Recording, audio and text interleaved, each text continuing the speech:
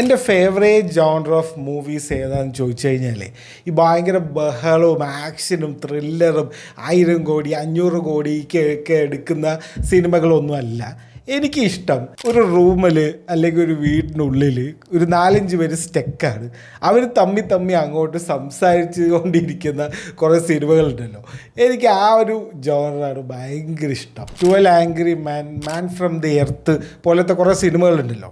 ഇതൊക്കെ ഭയങ്കര ഇൻറ്റൻസാണ്. അതായത് കുറച്ച് ആൾക്കാരെ നമുക്ക് ഫോക്കസ് ചെയ്യുന്നു. അപ്പോൾ നമ്മളിങ്ങനെ ഭയങ്കര ശ്രദ്ധയോടെ ഇരുന്നിട്ട് അവരുടെ ഇമോഷൻസും അവർ എന്തിലൂടെയാണ് കടന്നു പോകുന്നതൊക്കെ എനിക്ക് ഭയങ്കര റിസംബിൾ ആവുന്ന പോലെ എനിക്ക് അങ്ങനെ ഒരു തോന്നാറുണ്ട്. ഇങ്ങനെയുള്ള സിനിമകളുടെയൊക്കെ ഈ സ്ക്രിപ്റ്റ് ഉണ്ടല്ലോ ഭയങ്കര പവർഫുള്ളായിരിക്കും. അതായത് എല്ലാം ഈ ഡയലോഗിലൂടെയാണല്ലോ കടന്നു പോകുന്നത്. കഥ തന്നെ മുന്നോട്ട് പോകണമെങ്കിൽ ഫുൾ ഡയലോഗേ ഇരിക്കും.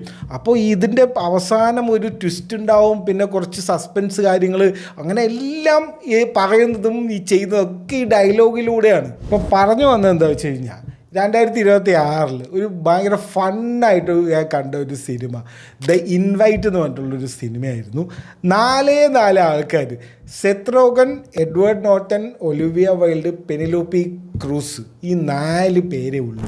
ഇവർ തമ്മിലുള്ള ഒരു വീട്ടകത്ത് വെച്ചിട്ടുള്ള ഒരു കുറച്ച് കോൺവെർസേഷനാണ് സിനിമ. പക്ഷെ ഒരു രക്ഷയില്ല. നിങ്ങളത് എനിക്ക് ഇങ്ങനെ പറഞ്ഞാലൊന്നും അറിയില്ല. നിങ്ങൾ ഗോ വാച്ച് ഇറ്റ്.